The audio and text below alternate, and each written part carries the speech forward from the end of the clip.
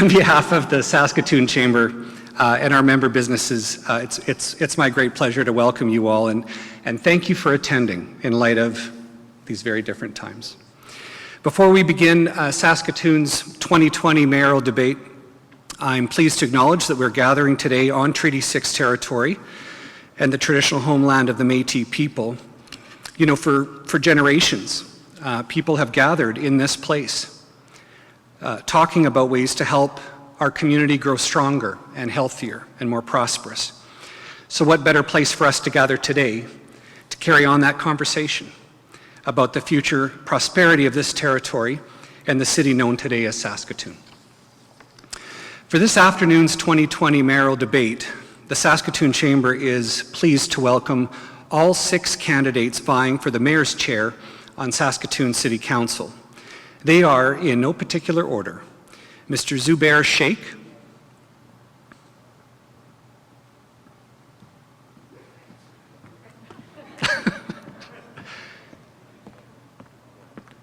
there he is.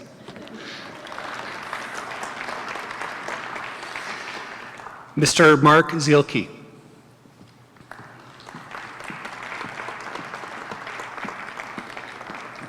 Hello, Mark.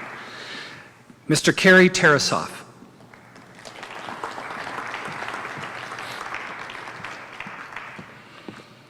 Welcome, Kerry. Mr. Don Atchison.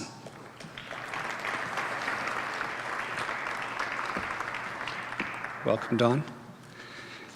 Mr. Rob Norris.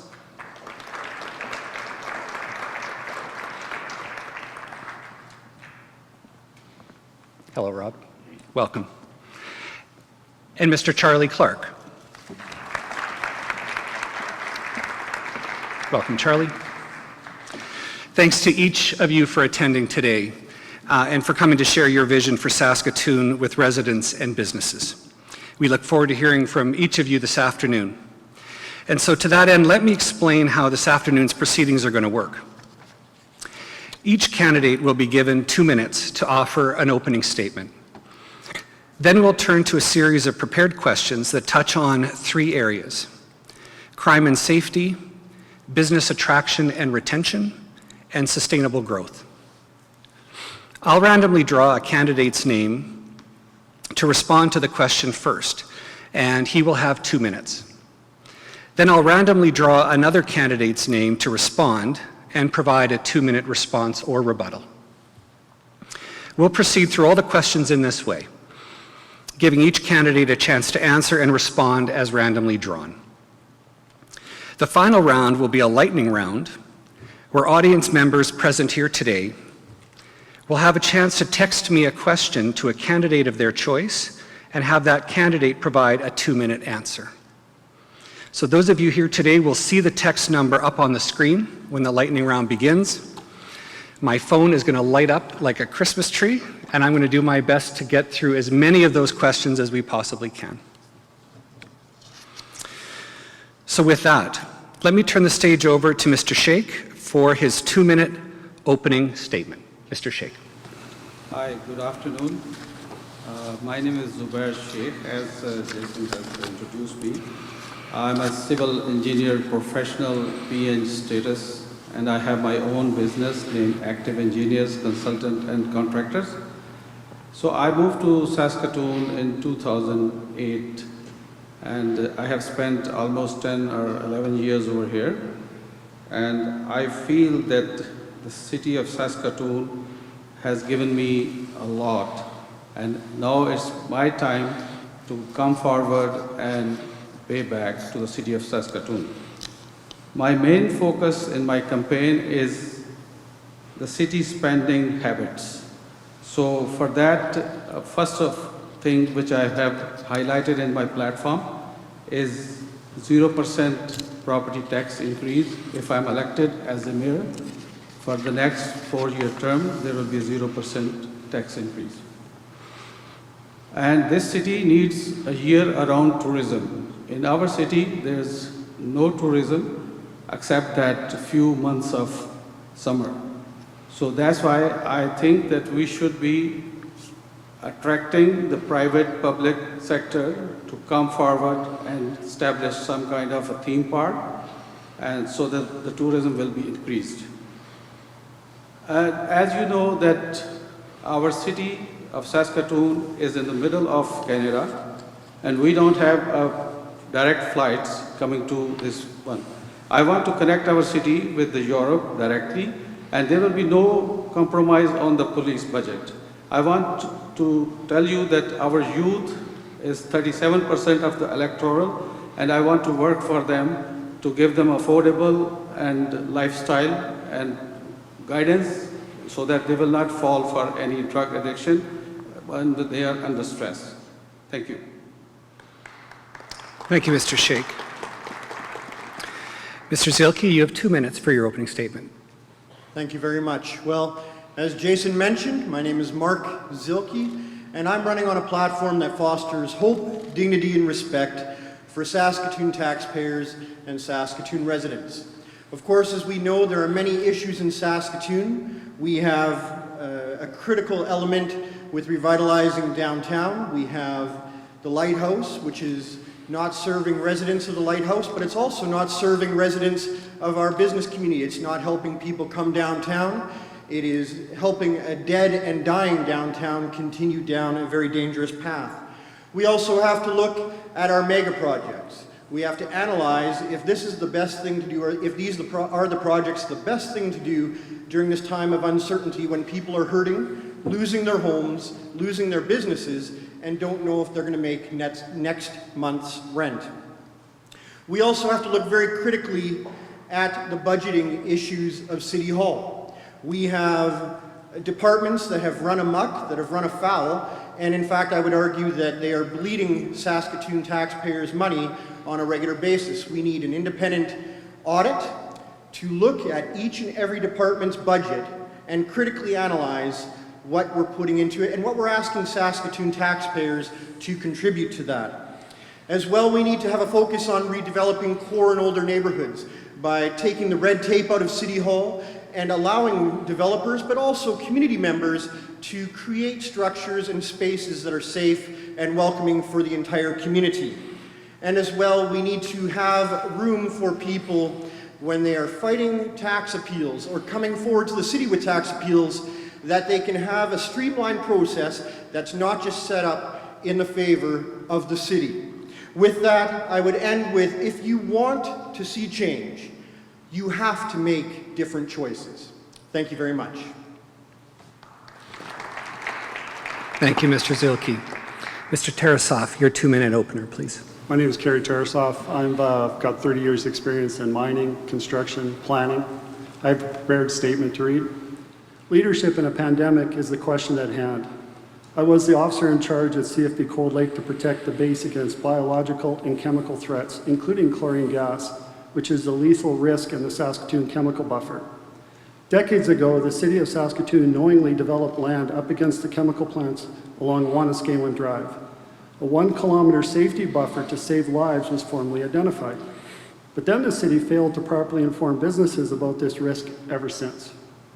When Don Atchison was mayor, the city designed the Chief Mistawassis Bridge in the middle of the chemical buffer without safety provision. Later, when Charlie Clark was mayor, the city completely ignored the zoning bylaw and held a public assembly event on the bridge with the premier present. The public were not informed of the risk, and no temporary airtight shelters were placed on site, ready for an emergency. The government of Saskatchewan ignored these breaches of the Planning and Development Act, as well as the Health and Safety Act, while Rob Norris was an MLA. The chemical buffer and the biological pandemic are very serious issues for our city right now. Every candidate on this stage is a caring person in their own right, but I am the trained leader specific to these issues. There is serious work to be done, and I would like to do it for you. Thank you. Thank you, Mr. Tarasoff. Mr. Atchison, your 2-minute opener. Thank you. I'm asked why I'm running for mayor. You had 13 great years. The #1 economy for 3 years, the #1 growth for the rest of Canada. 3 bridges, River Landing, the first developments in the west end of the city, Hampton, Kensington, and the Blairmore. Well, I have a tremendous love and passion for this city. I believe my proven experience and leadership ability to get results can make Saskatoon flourish. This election is not about the next 4 years. This is about the next few generations. Let's be the most business-friendly city in Canada. I'm proposing to reduce the red tape by having a penalty for the city if it doesn't make its obligations and having permits and other actions completed on time. We need a 0% increase in the 2021 taxes.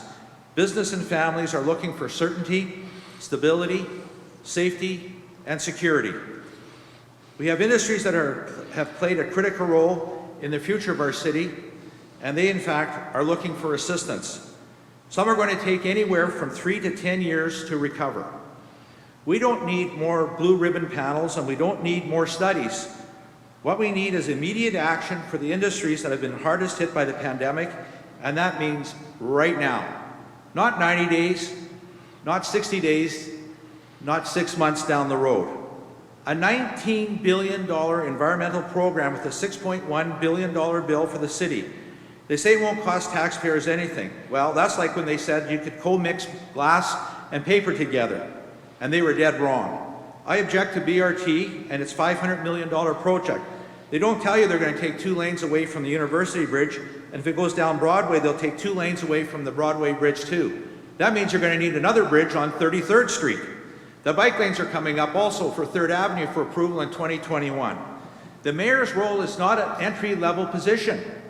What the city needs right now is leadership, experience, and results. Remember, go to donatchison.ca and vote Don Atchison November 9th. Thank you. Thank you, Mr. Atchison. Mr. Norris, your 2-minute opening statement. Jason, thanks very much. And I'd like to reiterate the significance of us recognizing Treaty 6 territory that we're on and the traditional homelands of the Métis. I first visited Saskatoon as I was completing basic training in Dundurn as part of a reserve unit. It was in 1987. It was obvious that Saskatoon was and remains a remarkable city. It also is easy to identify today that Saskatoon continues on that journey of meeting its full potential and allowing individuals and families to meet theirs. So what does that look like? Well, it looks like maybe when we acquire a home and we begin to look around and know that there's work to do on the foundations and there's work to do throughout the structure. Today, when we think about Saskatoon, we think about safety. I think about people who have come up to me with concerns about being in public places. And I'm committed to making Saskatoon safer. That's easy to say, but it's difficult to implement. And that leadership piece comes from, well, just about a decade in the Legislative Assembly of this province, representing thousands of families in this city. It means setting a tone and making sure that the mayor occupies the position of the board of the police commission. It means making sure that there's a more affordable Saskatoon. I've heard it, and others on this stage have heard it. Families are hurting. We're in the middle of a COVID crisis. We need to get out of this 2-year budget cycle. We need to go back to annual budgets. We need to be reasonable for the city and for hardworking families and seniors. 1% property tax increase seems reasonable on an annual basis for 4 years. And we need a more prosperous Saskatoon to focus on the next generation of jobs. First Nations Power Authority is set to hold and help host a conference on small modular reactors within days of the election. Saskatoon, the city, needs to have a role in that conference. And we need a more welcoming Saskatoon. A Saskatoon that puts its flag up and says, we welcome others from across the country and around the world. Thanks very much. Thank you. Thank you, Mr. Norris. Mr. Clark, your 2-minute opening statement. Thank you, and good afternoon, everyone, and thank you to the Chamber. Greetings to my fellow candidates and everybody watching. You know, back in the first days of COVID, I remember looking up on my phone, what do I need for an emergency food supply? I went out and bought peanut butter, crackers, pasta, sausage, and lentils. There was no toilet paper to be found. It was surreal. Every morning, we'd show up at City Hall and have a daily briefing with our senior city management, emergency management team. We would sort out the operational plans and the latest health guidance. We would have a daily briefing with City Council. I would have regular calls with mayors and ministers across the province and across Canada. All of us finding our way through completely uncharted territory. And what I saw quickly is that all of the work we had done to build a problem-solving culture within City Hall was paying off. We completely reorganized our city operations, moved services online to keep supporting businesses and residents, built an entirely new system for supporting the most vulnerable, and rolled out a record year of infrastructure investment to keep people working. Almost every day, we made major decisions that normally would have taken months of discussion and planning. And as the days turned into weeks and then months, I saw the strength of our community. The business community and many other groups came together with tremendous cooperation to discuss challenges, share information, and solve problems. My job in the crisis was to keep people safe, to keep people working, to strengthen our quality of life, and show that I believe in our community. We're still facing uncertainty. Businesses have closed. Many are just surviving. Cases are rising in our community. We have serious addictions, mental health, and safety issues. But Saskatoon, I want you to know, we are adapting. We are strong, and we're one of the safest places to live in the COVID world. We have more people back to work than most other parts of the country and the world. I'm running for mayor again because it's the mayor's role to create the conditions for a community to succeed in good times and in tough times. Together, we can keep Saskatoon moving forward. Thank you.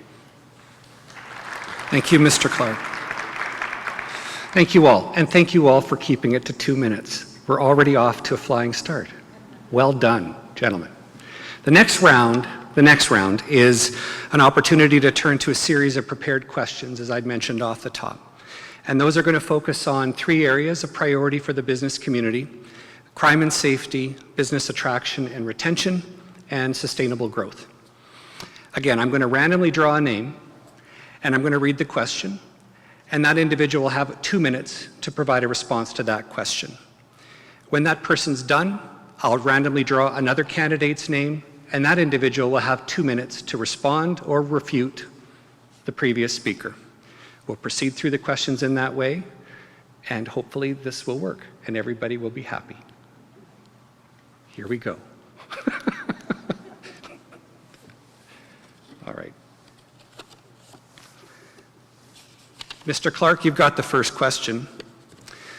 The first question is, Saskatoon's small and medium-sized businesses have been hard hit by COVID-19.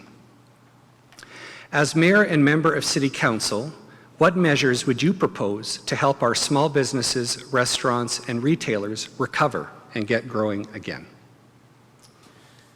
So I absolutely know we need to build on the collaborative and coordinated effort that we have made through COVID. When COVID first started, I convened the members of the combined business group, the university, and many other players to make sure that we can understand where the pinch points were. And as you point out, what we're facing is restaurants and hotels and the hospitality industry are the hardest hit right now.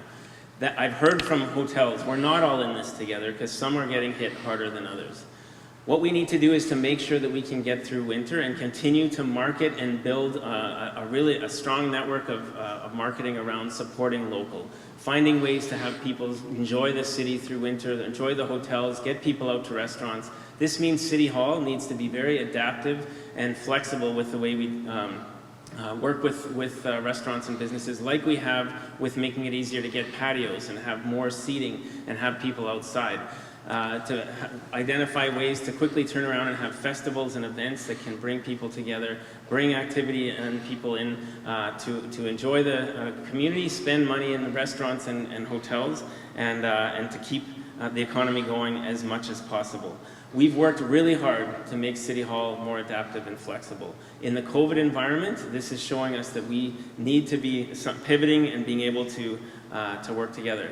At the same time, as we work hard to get ready to build on our strengths, to come out of COVID even stronger, because we have proven to be one of the safest cities in the world when it comes to COVID, as we've shown. We have what the world needs to make sure that we can continue to provide the food, fuel, and fertilizer for the world. We have incredible talent in our community to draw on and to build on those strengths. The fastest growing tech sector, in the second fastest growing tech sector in the country, with over $100 million of investment in our community, as well as the second most competitive business tax environment. We're driving the provincial economy. We can do many things together, building on the strengths of what we've been doing through COVID so far, to support businesses to succeed, support local, and come out of this even stronger on the other side.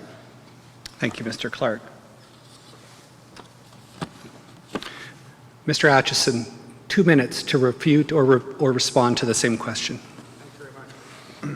First of all, I think what we need to do is we need to sit down with the businesses that are in dire straits right now. Some of the businesses right now, they pay property taxes between $50,000 and $60,000 per month.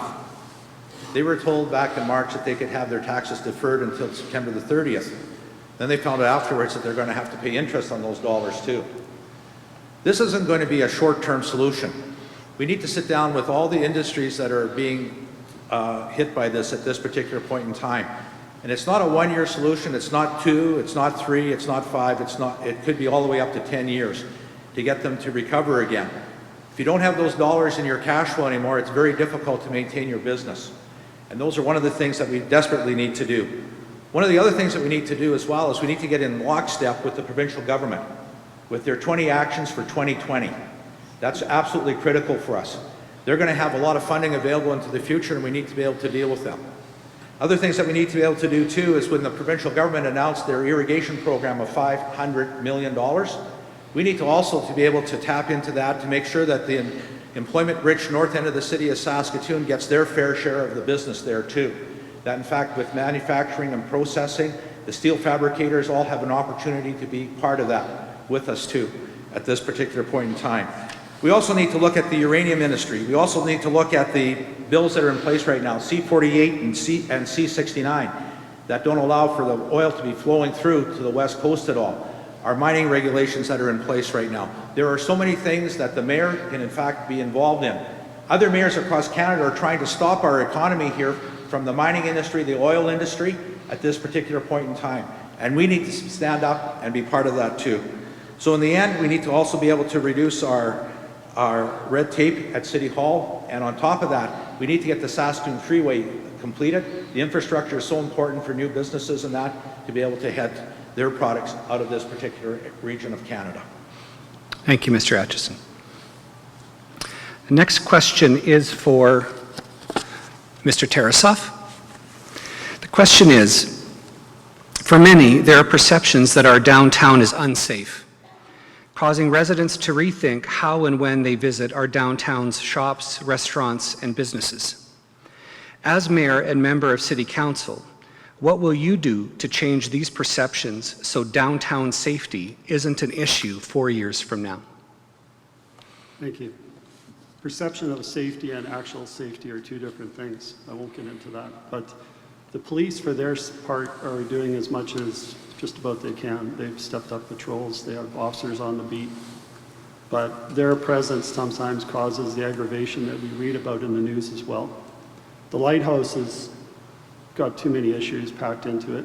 We need to decentralize some of that and move that away from that location. I'm not saying that the location still might not be used, but by a lower threshold of people that have much safer issues to be in that type of environment. We've got too many people that are mixing that have drug addiction and violent tendencies and mental health issues, and it spools into everybody starting to have the same issues. We need to change that. We need to have targeted treatment for people that have select issues and get them away into a group that they can be managed. And that needs to happen right away. That's a provincial responsibility. That is not the mayor's, but I can tell you that the mayor has to be extremely vocal to make sure that that gets done. I understand that people want to tear down the lighthouse and they just want to move it.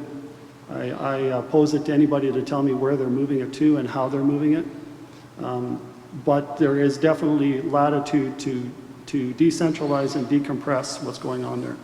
If you take away a lot of those issues that are there, the whole downtown core will feel different. You won't have people mulling around. The social assistance office down the street is another concern, and there's been a lot of debate about it moving. I'm not quite sure if it will. I know that it's still some time before their lease will be up. But we shouldn't look at it exactly as a driving factor. We need to have a broader understanding of what's going on, and we need to definitely have the province moving on this, and that's what as mayor I would be doing. Thank you. Thank you. For a response or rebuttal, Mr. Sheikh, 2 minutes.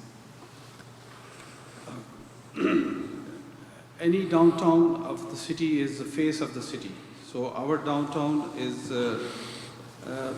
having an ugly face at the moment, I will say, that where the people cannot go fearlessly, because if a young woman, a tourist, or people wants to go downtown, have some kind of a good time spending over there, so they are scared. So that's why we have to improve the downtown businesses and the downtown face. First of all, I think we have to sit down with the business people over there and find out their proposals. So we have to have the listening capability and understanding and solving their problems, why and what kind of problems they have from this lighthouse.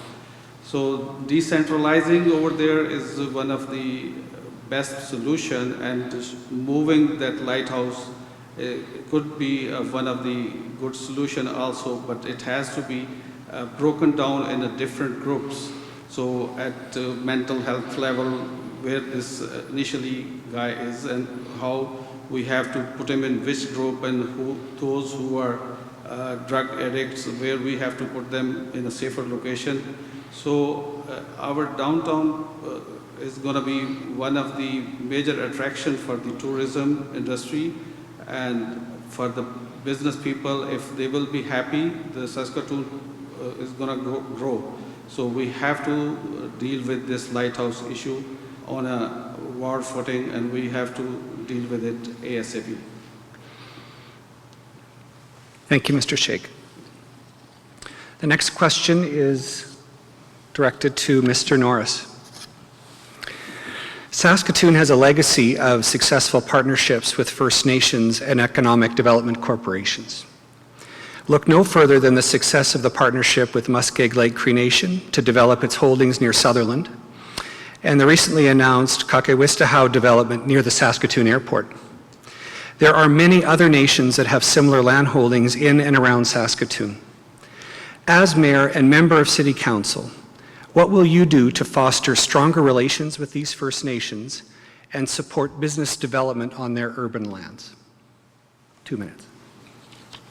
Jason, this is one of the most important issues, because that partnership is reflective of our commitment to reconciliation. And when we think about economic reconciliation, we've been doing this through partnerships a long time. And you made reference to, obviously, the importance of our partnership with Muskeg Lake, among others. The most important piece for us is to actually begin to focus on our recovery, and that means working with First Nations and Métis partners. We're going to have a job summit if I have the privilege of being the mayor. We need to do that within days. Get it up, get it organized, and begin to hit priority sectors. As I've already mentioned, the First Nations Power Authority is actually hosting a conference regarding small modular reactors within days of the election being over. We need to have, as the city of Saskatoon, a seat at that table. It's consistent with what Alberta's doing, Saskatchewan's doing, Ontario's doing, and New Brunswick's doing. The provincial government has set out a secretariat, and this is our opportunity to help work with First Nations, Métis, and other partners to see the next generation of jobs not go elsewhere, but to actually land right here.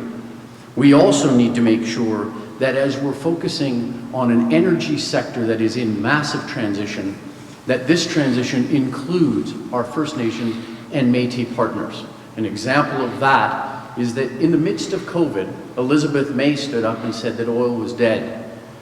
What we saw was no response, not from the mayor, not from council, when in fact the conference board had said among the most vulnerable of situations that Saskatoon is facing through COVID is that lack of rebound and a path to it, except they held one out. They said if there was a big project like a pipeline, then we could actually help ensure that our North Industrial end and our partners could get behind it. Economic growth is going to help make sure that we're continuing to serve as an engine for this province, and most importantly, it's going to make sure that the best social program going is a job, and it's going to help address many, many of these other issues Saskatoon is confronting. Thank you, Mr. Norris.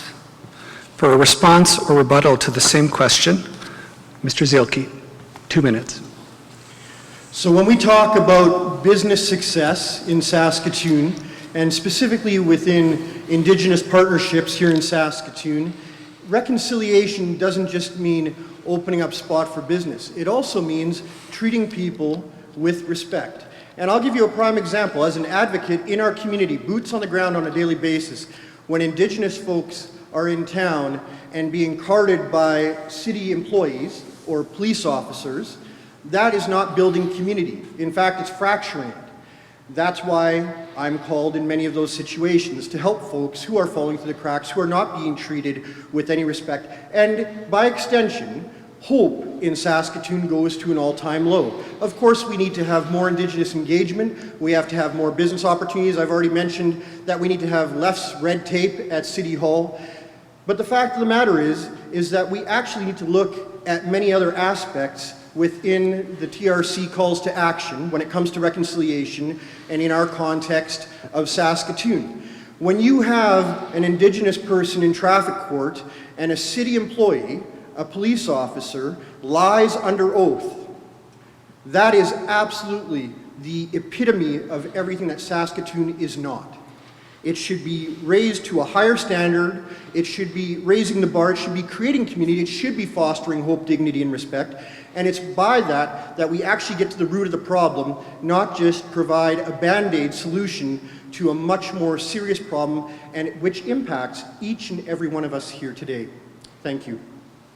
Thank you, Mr. Zielke. The next question is for Mr. Sheikh. A new library, bus rapid transit system, new arena, convention center facilities, these are just some of the major capital projects on Saskatoon's horizon. Each is important, but each is different in its stages of development. As mayor, would you reevaluate any of these key projects in light of our city's economic downturn? Are there any other major infrastructure projects that you believe should be revisited? You have 2 minutes. Any city which is like Saskatoon, they should not be trying to own each and every single project of the city. The city should not be thinking of investing the hard-earned money of the residents of Saskatoon, which they are getting in shape of property taxes from them, in putting those luxurious projects in which they will be maintained in the millions of dollars every year. So I'm not in favor of putting this $134 million library. So it should be, if the contract has been up to some extent, it cannot be reversed. So it could be changed to conventional center from where the city can earn a revenue and generate more revenue for that one. Bus transit system for any city which wants to grow and become a greater city like other cities in Canada. So rapid bus transit system, we need that one because, and plus it is funded by the federal government.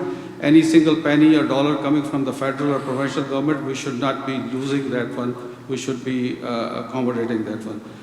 Whatever projects, I want mega projects in this city that should be PPP, that means the public-private partnership.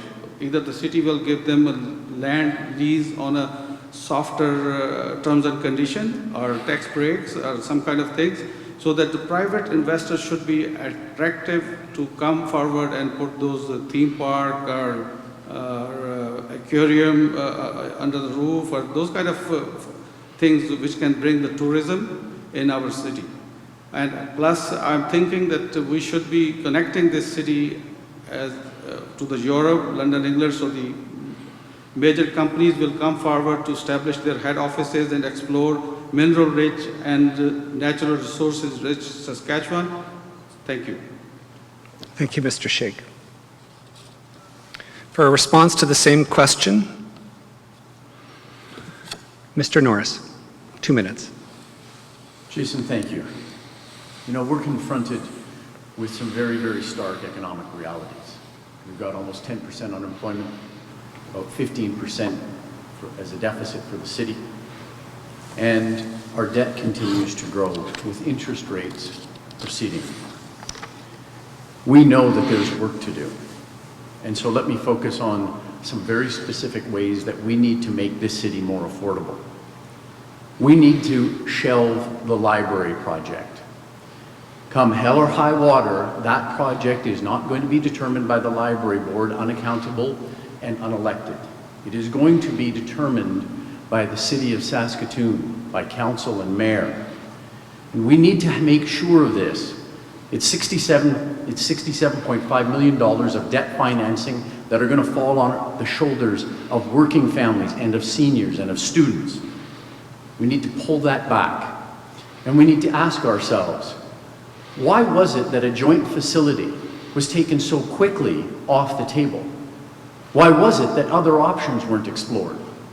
Some people have asked me, why wasn't the notion of a downtown library potentially connected into maybe some kind of renewal at the farmers market along the river?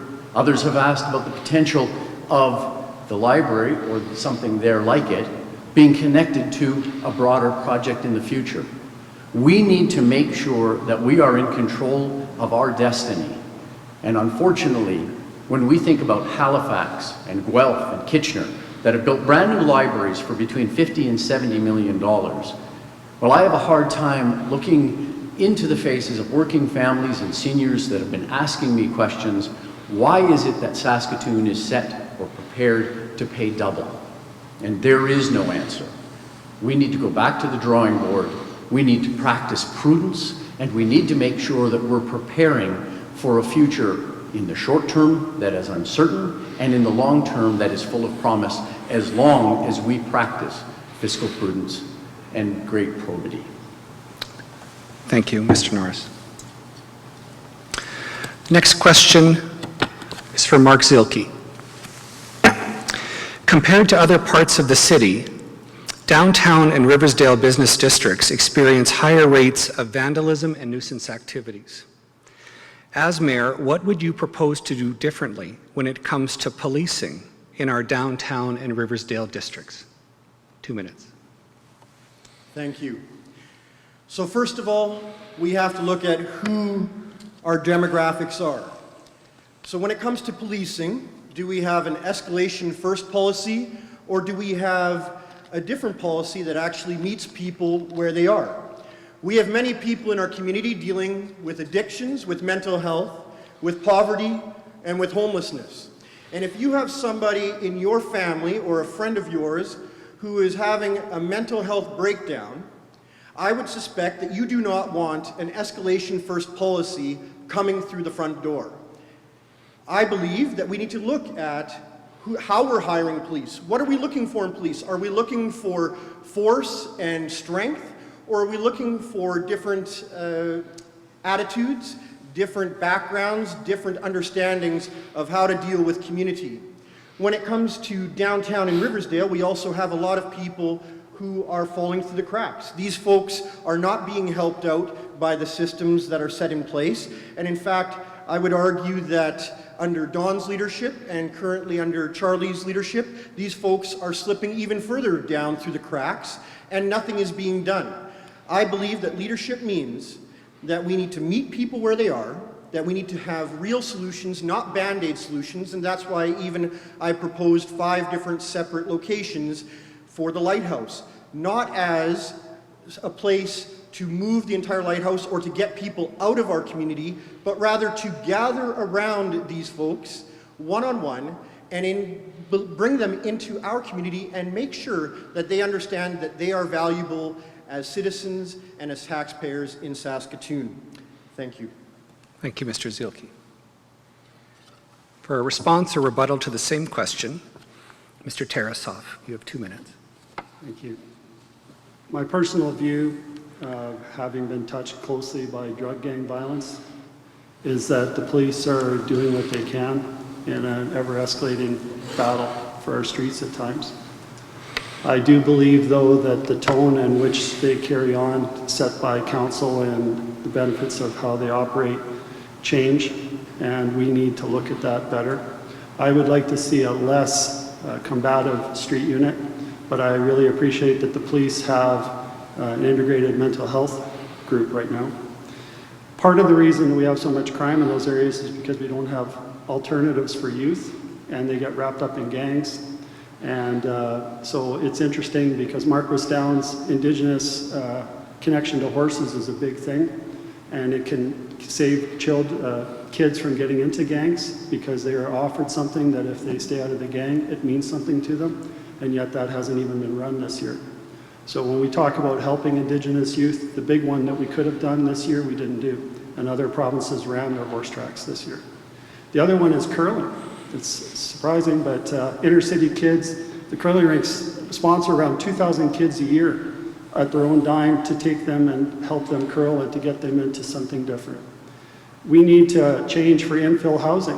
When you create a wasteland and you've got abandoned houses and derelict buildings, you don't have a whole bunch of eyes watching what's taking place in your community.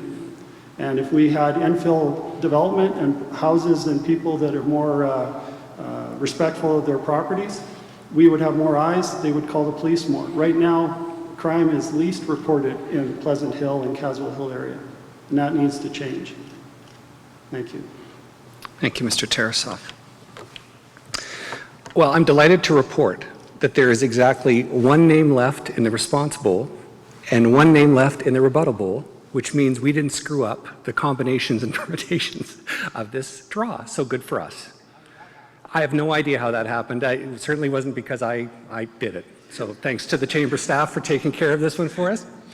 This is the last question. Last question for Mr. Atchison to respond to, and it's this. We've all heard of not in my backyard when it comes to development in our community. It's an attitude that opposes development in most any form to maintain the status quo. If elected, how would you promote a yes in my backyard attitude in our community and greater openness to development and investment in our city? 2 minutes. Well, first of all, there's a lot of things that we need to do in our community right now because of the pandemic. We certainly need more jobs at this time. And one of the things we certainly need to be looking at is, for example, in the West Industrial area where people are complaining about what's transpiring there with the noise, the pollution and that. And I believe at this particular point in time, we need to be able to work with, the city needs to work with the business organizations that are there.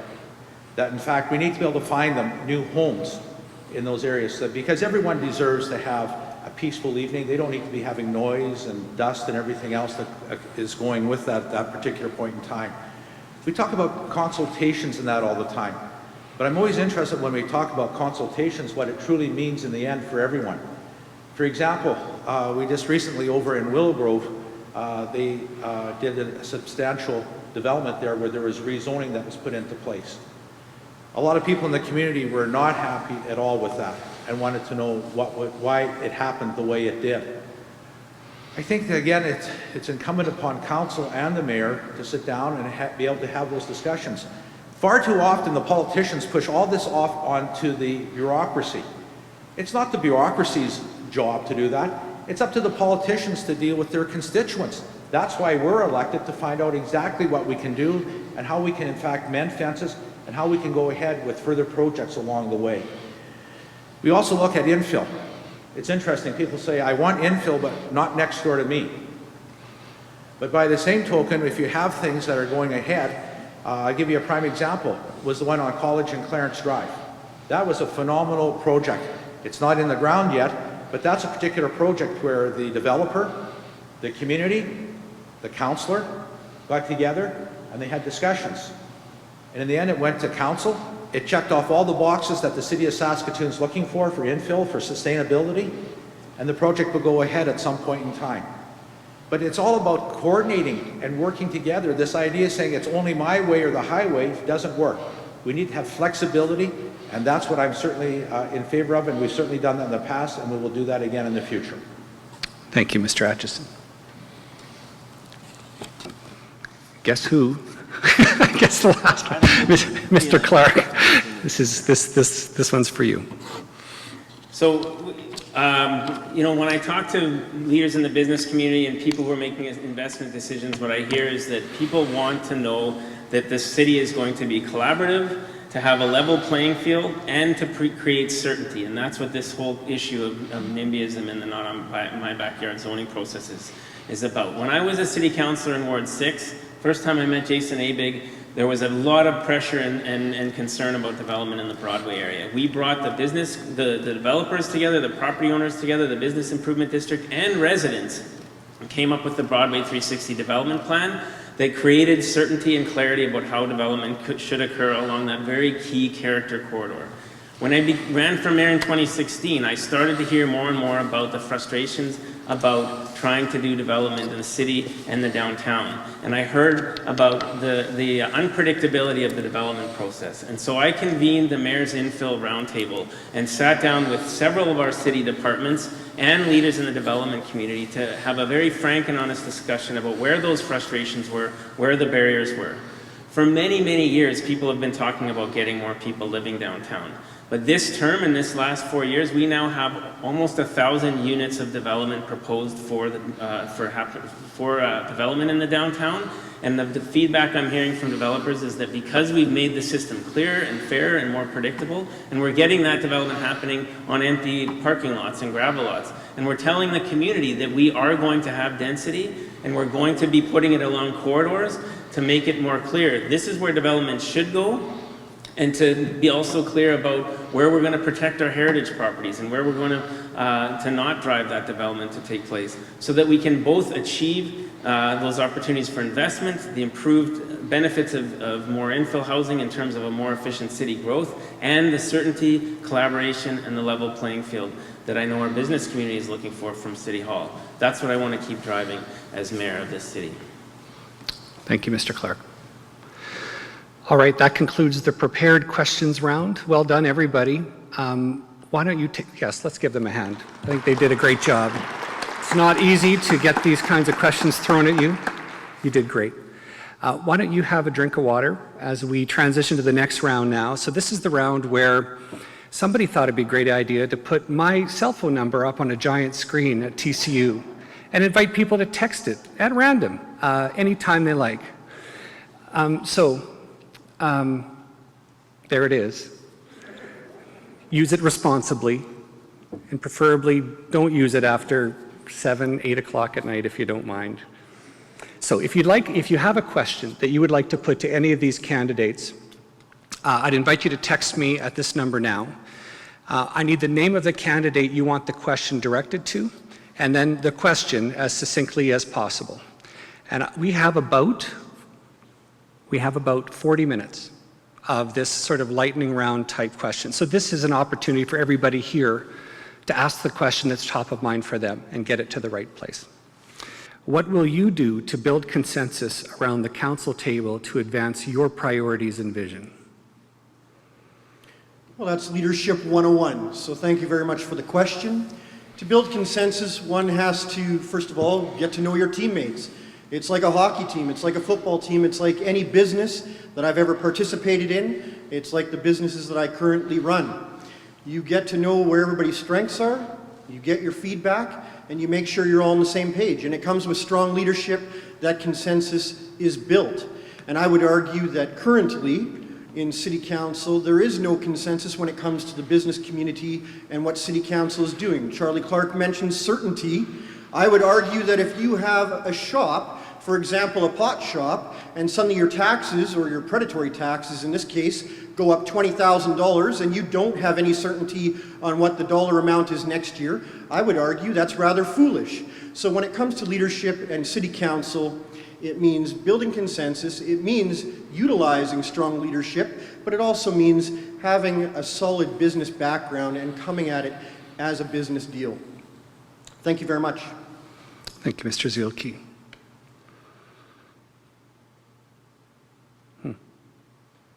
No, these are really good. You guys are doing very well. All right. Question for Mr. Clark. Oh, geez, it just jumped. Question for Mr. Clark. Why not mandate masks in our city? That's a question I was just talking with someone about this morning. You know, we found ourselves in this situation where, as I mentioned earlier, we've been one of the most safest cities in the world when it comes to COVID. A huge reason for that is that unlike other jurisdictions, other places, I will look south of the border, we've seen a lot of ability to work together with the medical health experts between levels of government. We've been having regular briefings between city mayors, the Minister Lori Carr, Minister of Government Relations, and getting the direct health guidance from Dr. Shahab, as well as our already existing emergency management director, Pamela Golden-McLeod, who's done a phenomenal job of really tracking and understanding what do we need to be doing to keep the community safe. The mask issue is something that our council has discussed and debated, and on the advice, again, of Pamela Golden-McLeod, determined that we're leaning and want to make the decision based on what the medical health guidance directly is. And what we've seen is it can be very divisive. And I've talked to the mayors of Edmonton and Calgary about their experience with the mask mandate, that it can actually become a distraction if the municipality tries to go down that road and people start to fight over masks instead of working together to keep the community safe. If we've made a mask mandate on transit, it is working well. We're seeing a high level of compliance on transit, well over 90%. And so we know in certain cases where people can't socially distance, we need to have those mandates in place. As we see cases going up, we're going to have to take a serious look at what do we need to do to keep the community safe so that we don't have to go like they're already having to do in Quebec and Ontario right now and shut parts of the economy back down, especially when businesses are just surviving. But I would much, much prefer to do it with the direction and the guidance of Dr. Shahab and our Director of Emergency Management, Pamela Golden-McLeod, in a way that also ensures that people don't think masks are going to solve everything, because it's only one part of the practices that we need to take to keep the virus down. And Saskatoon, this is such an important time for us to do everything we can to follow that advice, keep the virus down so that we can keep our schools open and keep as many people working in our economy and continue to save lives in our community. Thank you, Mr. Clark. Mr. Norris, the board of the Police Commission is currently made up of more appointed representatives than elected officials. If you were to be elected as the next mayor of Saskatoon, would you change the makeup of the board? Why or why not? 2 minutes. Yeah, the easy answer is yes. First of all, the mayor needs to be chairing the Board of Police Commissioners. People need to know, everyone in this city needs to know what the tone at the top is like and who's responsible. That being said, I actually would look at expanding it. We need to make sure there's room for a greater diversity of voices. Certainly, I've heard that across many neighborhoods. So, in standing shoulder to shoulder with the police, in making sure that there are best practices followed, in making sure that lobbying efforts are underway to make sure that police and crisis teams are available not for part of the day, but for 24/7. I think it's really important for us to think and explore what that membership mandate looks like and who ultimately is responsible for setting the tone at the top. Right now, I've heard that there is some confusion when it comes to where that responsibility ultimately lies. That can't be a factor. We're asking, frankly, our police officers, well, they're just doing almost impossible work. And we know how important that task is. This is a group of police officers that on their own set up the Run Against Racism several years ago to build new relationships and to reinforce the significance of partnership, especially with our First Nations and Métis people. So the answer is yes, there's room for revision, there's room for expansion, but there has to be greater responsibility so that citizens know who's ultimately responsible, and that is the elected officials. Thank you, Mr. Norris. For Mr. Atchison, with the requirement to balance budgets and increased demand for support due to COVID-19, what services can be cut or removed?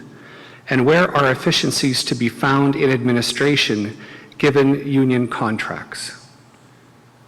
First of all, contracts are contracts, and we need to make sure that everyone understands that the city must, in fact, live up to its obligation with its employees, first of all.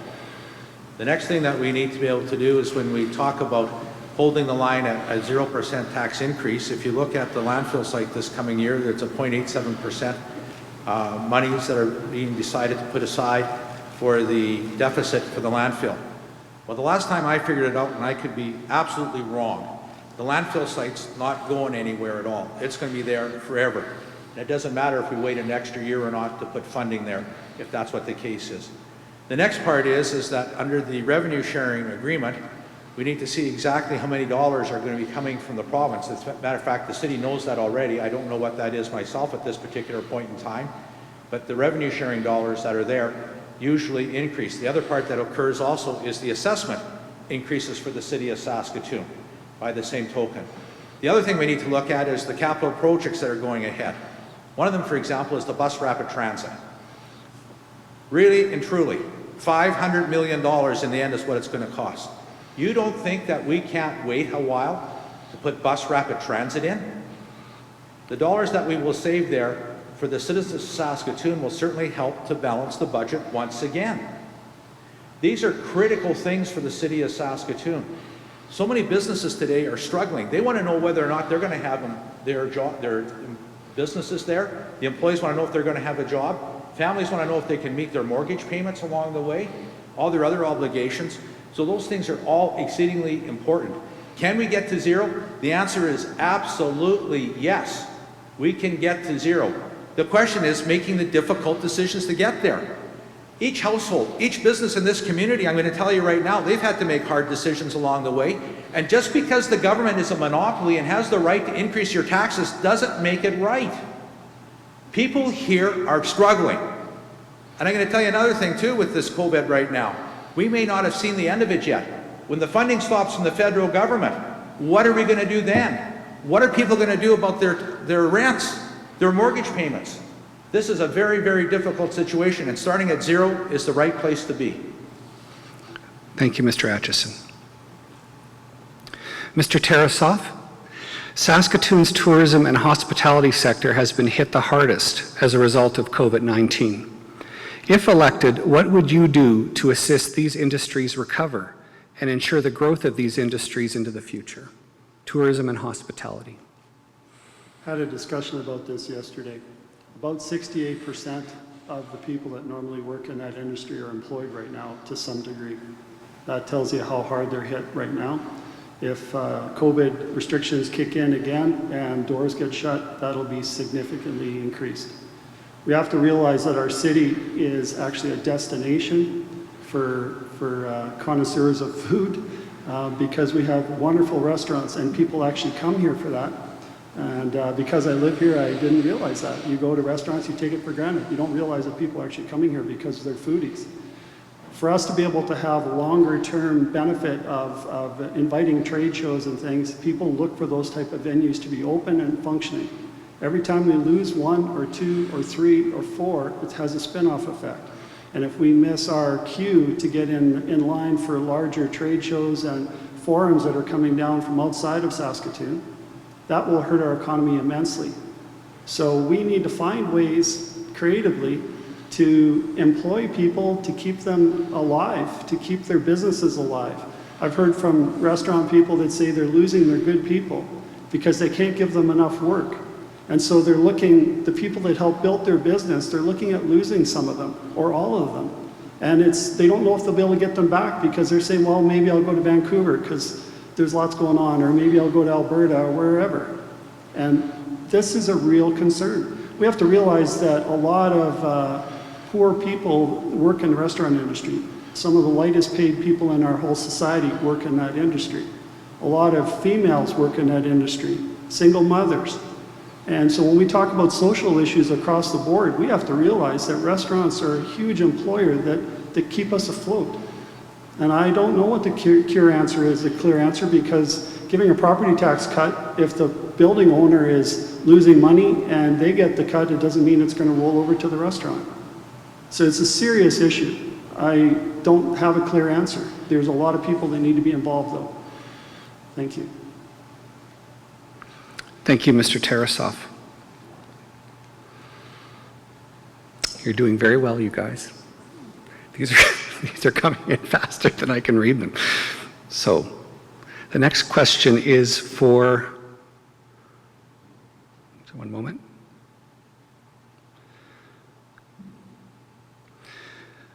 Question for Mr. Norris. Many residents of Saskatoon are tired of unaccountable spending by certain city departments, specifically road maintenance and snow removal. Would you be prepared to review how those budgets are being spent? Well, I think what's really important when we see the work that's underway across the city right now is to recognize the significance of the infrastructure upgrades that through partnership with other levels of government are allowed and underway. I think the reality is that we are going to have to go very carefully. We're going to have to sharpen our pencils, and we're going to have to be very, very prudent.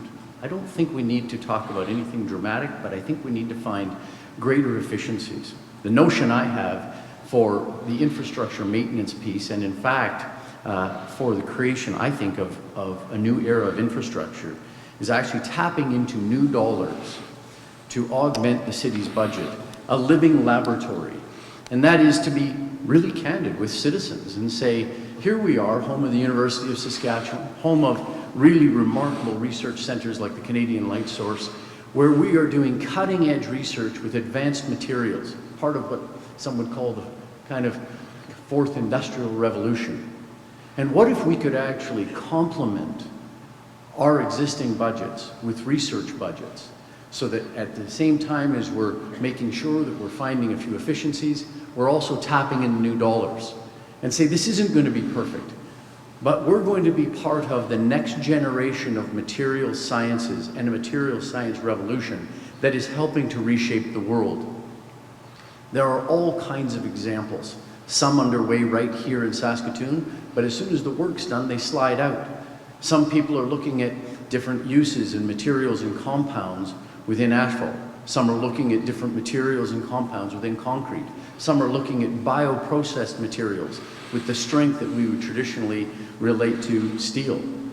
I think we're in an exciting time. So the answer is there are a few efficiencies, but I think there are even more opportunities for us to actually put on our science hat, call Saskatoon the leading science city of Canada, and actually complement some of the funds that we have with research funds from Ottawa and around the world, and help create the next generation of infrastructure and say it was done right here in Saskatoon. Thank you, Mr. Norris. Next question is for Mr. Clark. What are your specific thoughts on the location of the lighthouse in downtown? And do you have any specific plans for the downtown Saskatoon area? Yeah, so I've been working with the downtown business community and the lighthouse and the police and multiple community partners, as well as Saskatoon Tribal Council, Comfy, through the Safe Community Action Alliance and the Community Safety Wellbeing Partners Table around this issue of the lighthouse for some time. It's been building in our community, the concern and the stress, and for a long time people couldn't talk about it in a practical way because it became very divisive. We brought the community together a year ago and said, this is cannot be a conversation about business people versus poor people. What we need to do is recognize the system is not working for anybody right now. The Lighthouse, to their credit, have taken on many, many additional services as the city has grown, and the addictions and mental health crisis in our community have grown. And now they're hosting many of these services all in one facility that are creating some significant challenges. So we have been engaged in a problem-solving exercise that has come to a really important turning point in the last few months after a lot of hard work, and that is to get the province of Saskatchewan directly to the table with Minister Merriman, as well as Minister Ryder from Health and Minister Morgan from Justice, to be working together. The province funds the facility and has jurisdiction over homelessness, mental health, and addictions. The second really important turning point is to have the Tribal Council become involved in a leadership role to provide more Indigenous-led leadership for many of the people who are affected, who are Indigenous, and who the system has been failing over and over again. I see Chief Bobby Cameron here, and I welcome you here today, sir, and I thank you for joining us. Now is an era where we have to have new kinds of partnerships to address these things in a way that isn't an us versus them approach, but that provides better services to people who need it.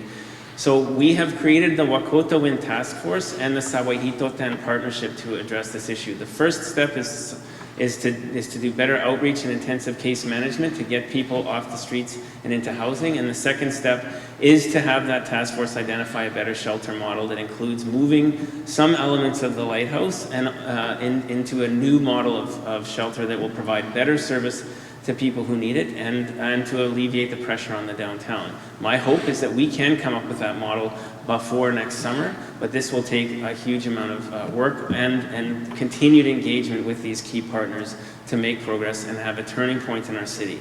It's very exciting, it's hard work, it takes a collaborative leadership approach to get there. Thank you, Mr. Clark. Mr. Sheikh, thanks to technology entrepreneurs in our city who have successfully developed products and brought them to the market, we have become known as Silicon Prairie, a technology hub. If elected, what would you do to grow and attract more tech-based businesses to Saskatoon? As I have mentioned in my platform that we want to make Saskatoon one of the greater city of Canada, and it will be done with your help, and we have to change it altogether. That's why we want to connect this city directly to the Europe, so that the people, those who come for different kind of investments, they always stop in the bigger cities like Toronto, like Calgary, or some other bigger cities. So these kind of direct connections with the Europe, and then it will open up the Far East and other gateway for our Saskatoon. So those companies who wants to come over here, of course, they will be investing in different technologies, agriculture-wise, in mineral, because we are very rich in those two resources, in the mineral and natural resources. Plus, as you know that our city is growing on east, west, and north, south, all the way.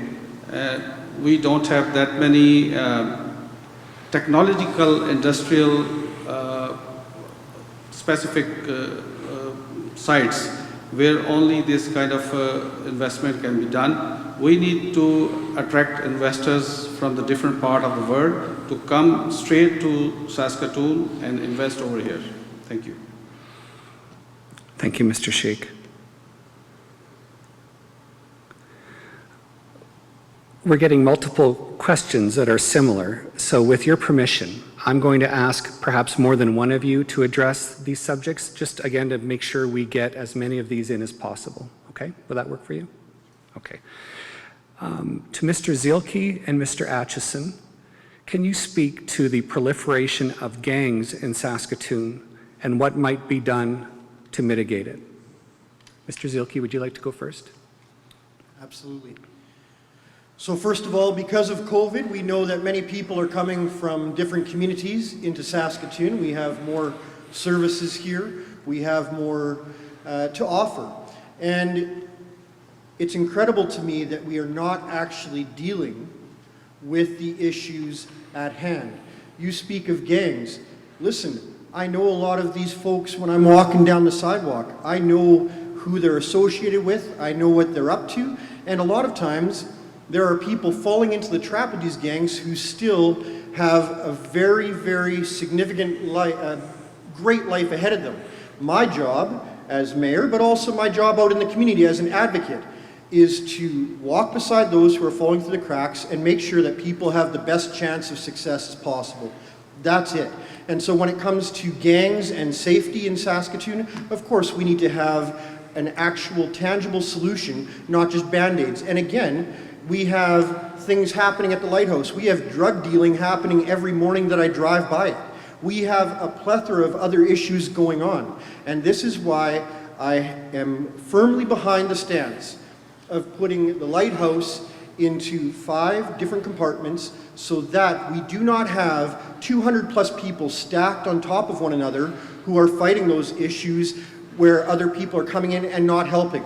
And let me be very clear, we haven't had institutionalized living since the 70s, and yet we're okay with it at the lighthouse. That makes no sense. And again, that lack of leadership falls under Don Atchison and currently Charlie Clark. Thank you very much. Mr. Atchison, 2 minutes. Okay, when we deal with gangs, there's a lot of different aspects that we need to deal with, first of all. So let's start with the youth, first of all. They certainly need more assistance in that area. For example, in some of the neighborhoods, a recreational community center would be really neat to have. It would be really wonderful. It would be a sign that people truly care about them. Other things that we've done in the past is, for example, on Avenue U and T, there's the comfy housing situation there where they allow for zero tolerance for drugs and alcohol. That was a site that had hundreds and hundreds of calls on an annual basis, and it got down to 5, I believe it was. And at the end, what happened was there were 3 of them, I think, were for medical purposes, so there were 2 calls outside of that occurred there. Other things that we need to do also, though, we cannot defund the police or reallocate resources to other areas. We need to have more officers on the street. We need to have street checks. And street checks are really easy to do because someone's walking down the street at 3 o'clock in the morning in a back alley and they got a TV strapped to their back. I would expect any officer in our community to stop and ask them if they need help to take that TV home. If they saw some young fellow or some person walking down the street that was unstable, are they having a heart attack? Are they having a seizure? Are they having a stroke? Wouldn't you want the officer to stop to see if they need medical assistance? Officers need to be able to reach out and to talk to people throughout the entire community on an ongoing basis. People in their neighborhoods, they don't want crime. They want to live safe too. I don't know of a criminal that wants to live in a difficult situation.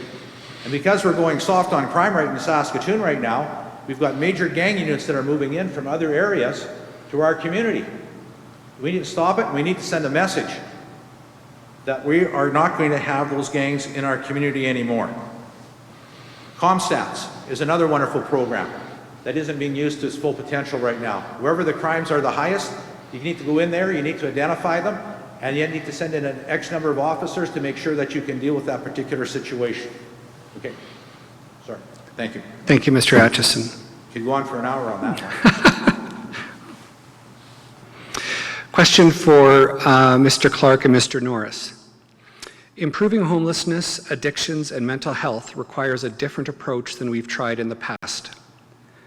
Recently, a group, Aid Saskatoon, now renamed as Prairie Harm Reduction, is attempting to do this through offering a safe injection site, but unfortunately they were left out of the provincial budget. Would you advocate for initiatives such as this in our city and help them to get the funding they need? Mr. Norris, we'll start with you. 2 minutes, please.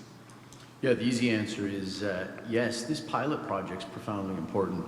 You know, Jason McCurdy is doing important work. He's got valuable insights for our community. And I've asked him this specific question, and that is, what resources does he require in order to ensure that the pilot project can be successful, and that is, can successfully take in the data and do the analysis. So I just did a tour last week. They have their own computer system. They're doing an ongoing analysis, And they're aware that part of the challenge is making sure the analysis of efficacy, or is this working, is actually helping to have clearly defined goals. What are success measures? What are challenges? Right now, the answer is one of the challenges relates to funding. He's working with the University of Saskatchewan on 3 separate research projects. I've offered that as mayor, I would not simply be in touch with the University of Saskatchewan, but I would be in touch with the Canadian Institutes of Health Research. I work with them closely, and to make sure that if there are additional resources required for us to get the data needed over the course of the next couple of years, then he has my full support. He also would have my full support in lobbying not simply the provincial government, but the federal government in seeing what additional resources there could be so that the hours could be extended. Ideally, that the hours could be offered 24/7, making this pilot project more comprehensive, and along the way, doing 2 really crucial things. Obviously, helping to save lives and provide a pathway out. And what the Safe Injection Site offers is actually the opportunity to also help control communicable diseases within communities. That's a valuable lesson that comes out of Vancouver. And so the answer unequivocally is this is an important pilot project. It's important that individuals are allowed to meet their full potential. And this is a tool that has the potential to help our community and help individuals, those who are most vulnerable. Thank you, Mr. Norris. Mr. Clark. We have to be very clear when it comes to drugs and addictions and mental health and people that are dealing with trauma in our community, that the system right now is failing our people. I've attended with ride-alongs with police a call where there was a young man who was just 30 years old, dead from a fentanyl overdose. And I saw the ripple impacts that had on families and the friends and the whole neighborhood around, and it's devastating. I knew young Brandon Applegate, who was part of our crystal meth working group, working on solutions and bringing forward solutions to address the challenges of crystal meth as a cheap, available, and extremely destructive drug that is affecting cities right across the country. I talk to mayors of Edmonton, Calgary, Winnipeg on a regular basis about these challenges. The first thing we need to do is to recognize when a system is failing and be willing to take innovative approaches to change and try and address these things, and let go of things that are not working. These new partnerships that we're forming with Indigenous organizations and non-Indigenous organizations working together is an example. The safe consumption site that the Prairie Harm Reduction is putting forward is another example. In Saskatoon, when we started to develop a safe consumption site, and the city doesn't have direct jurisdiction over this, but I know that whatever happens, whether it succeeds or fails, lands in our neighborhoods and our streets, and the city needs to take responsibility. Our police service went with Jason and Prairie Harm Reduction on visits to other safe consumption sites to understand where the successes and failures were in Lethbridge, Calgary, Vancouver, Edmonton, to make sure we would have the best model. We proactively ensured that we had a police unit that was there before even the site opened, called the Community Mobilization Unit, that is taking a much more community-oriented approach to policing, to be there and to work with, and by the request of Prairie Harm Reduction, to support the needs of that community. I have spoken to the health minister and said, we need you to fund this safe consumption site so that it's not run by volunteers, so that it can be properly run and serviced. I will continue to communicate and advocate to the provincial government that we get funding so that it can be done properly and have less people shooting up in back lanes and backyards and boarded up houses, and in a place where they can get the services they need and the help they need to break this vicious cycle of addictions that is tearing our community apart right now. Thank you, Mr. Clark. This question has come up multiple times, and I've sort of lost track of where the candidates are on this particular issue, and I think the crowd is too, so let's get clarity. Which among you is proposing a zero or small property tax increase versus the one that's been proposed in the 2-year? Mr. Atchison, Mr. Shake, Mr. Norris. The question then for all 3 of you, 1 minute each, please. You're proposing a modest or no tax increase. What current expenses have you identified as being large enough to make this possible? Mr. Shake, we'll start with you. As I have mentioned in my platform since the beginning, that 0% increase for the next 4-year term if I'm elected, because city has to learn how much to spend and how much are the resources. We should not be taking a mega project unless we have money or we have a private partnership involved in those things. And the city should be just spending wisely and thinking as if this is their own money. I mean, the city business is just as their own money, if they are collecting from the public as property taxes, and then spending it in the mega projects like library, like bike lanes, like other, you name it, there are plenty of other mismanaged budgets are there. So better fiscal management will solve this problem. Thank you. Thank you, Mr. Sheikh. Mr. Zilke. I'm sorry, were you part of this mix? Oh, I apologize. I apologize, sorry. I have not. I sincerely apologize. I'm I sorry. do believe rationalization needs to happen, but thank you. All right, thank you. I apologize. Mr. Atchison, I guess that was you. Thank you. 0% is possible to do. First of all, the landfill site again. Spoke about that earlier. That, in fact, we can delay that for 1 year right now. The landfill site's not going anywhere, folks. It's going to be here forever. I think we can certainly look at that. Discretionary spending, that can certainly be looked at over the next year.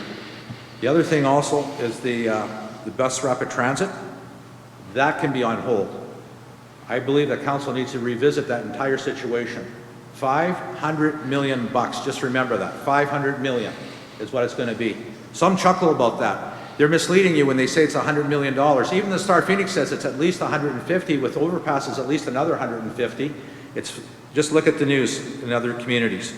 And the other one with that too is we can just by budgeting the city itself on the capital side, reducing capital spending for this season for 1 year, I think we can get there quite easily.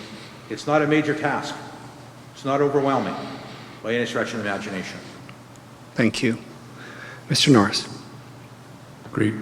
I've proposed a reasonable 1% property tax increase, taking it down from 3.7 and 3.9. So the other element of this is getting out of this failed experiment of 2-year budget cycles. Moose Jaw has opened up its books. They found some modest savings.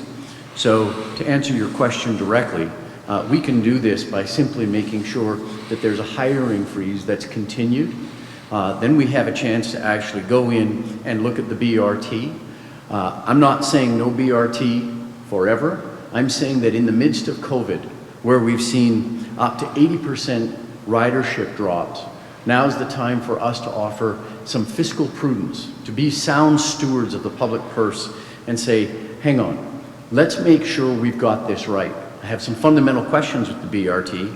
I'm not certain from an engineering perspective that Broadway can actually handle it, but that's a secondary question. Right now, we're in the midst of COVID. There are some savings there. Let's take them. Let's make sure that hardworking families, seniors, and students are able to have a very reasonable, predictable, and I think very affordable 1% property tax increase this year. And the goal is that we can move that forward over the course of 4 years. Thank you, Mr. Norris. A 1-minute question for Mr. Clark, Mr. Norris, and Mr. Atchison.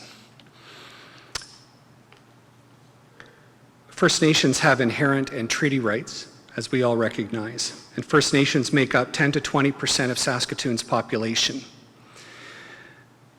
Many of the First Nations in the Saskatoon Tribal Council require political support and major investment for First Nations in education, employment, and training, and that's a relationship and a conversation with the province.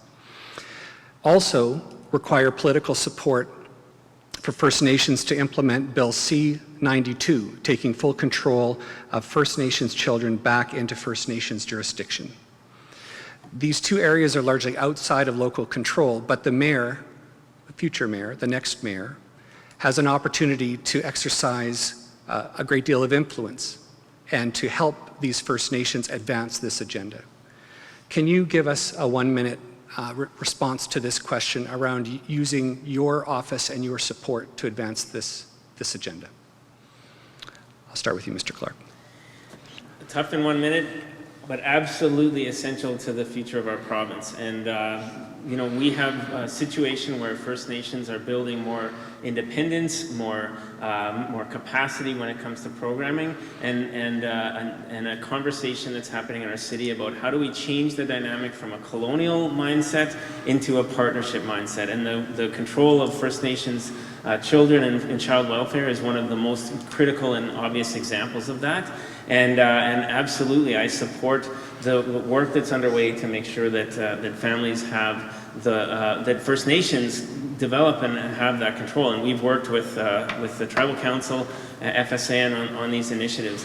The other big issue that we need to deal with is the jurisdictional squabbling between the provincial and federal governments when it comes to urban First Nations, and making sure that the supports are there for families that are within communities to have those supports and work together to make sure that whether it's youth needing education and healthcare, families needing supports for food and housing, and making sure that we break the cycles that are there. It's time to all work together, government to government to government, to make sure that the right services are in place to meet the needs, and First Nations can have much more control over authority over their own destiny, and I support that.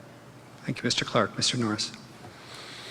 The easy answer is building on my track record, especially as Minister of Advanced Education, where we really put a focus on ensuring that there were adequate funds with more that were needed for skills training, personal and professional development, and formal post-secondary education that offered a broad array. There are some elements that go with this that we need to get better at.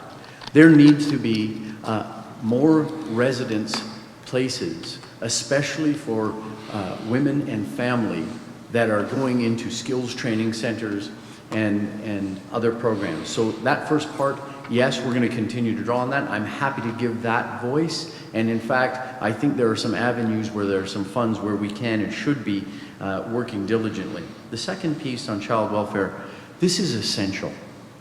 We've got to move into a new and next generation where we put children first, and certainly working with First Nation and Métis communities and other partners, including the federal government and provincial government. This is crucial. What's really important is that we don't get in the way of progress, because there are some areas where there's progress, but we identify where we can play a useful catalytic role. Thank you, Mr. Norris. Mr. Atchison. Thank you. First of all, on the educational side of things, we've certainly worked in the past with SIIT. They came forward and told us that they were having a problem with bus passes, and that was looked after almost immediately for them. Whitney Avenue and 22nd Street for treaty land entitlement there to turn it into a reserve. We went to Ottawa with them. It was the first time ever that in Ottawa they ever heard a municipality and a band coming together demanding the same thing, reserve status, which we were able to do. One Arrow over on Avenue P that we're able to get reserve status for them. North Battleford Tribal Council as well. Then I look at the housing side, absolutely critical. Good, clean, safe, attainable housing is there for everyone. With the Saskatoon Tribal Council, we have been able to provide hundreds of homes into the city of Saskatoon for families to be able to have the quality of life that they so richly deserve. I look over on Avenue P again, where we had a place where it was an absolute disaster. Saskatoon Tribal Council took it over, turned it into a truly functional facility. People live there, they have jobs in the area, and it's great for everyone. There are so many other things that we should be talking about now too with them. For example, the treaty land entitlement, we've got to stop, because all that money is coming to Saskatoon, or hopefully coming to Saskatoon, so we can have partnerships and have it invested in our community. Thank you. Thank you, Mr. Atchison. Looking at my watch, it's almost 3:30. So we're going to, I think, draw this round now to a close. I want to thank everybody who texted in their questions. I hope we got to as many as we possibly could. I thought they were really great questions, and I think it was great that we could have a bit more discussion on some of these topics. So with that, we'll conclude the 2020 Mayoralty debate presented by the Saskatoon Chamber. I want to thank each of you for participating this afternoon. This is not easy when you're getting rapid fire questions shot at you in every direction on topics that range from the economy to social services to the status of our community. So thank you for taking the time to be here. Thank you all. Round of applause, please.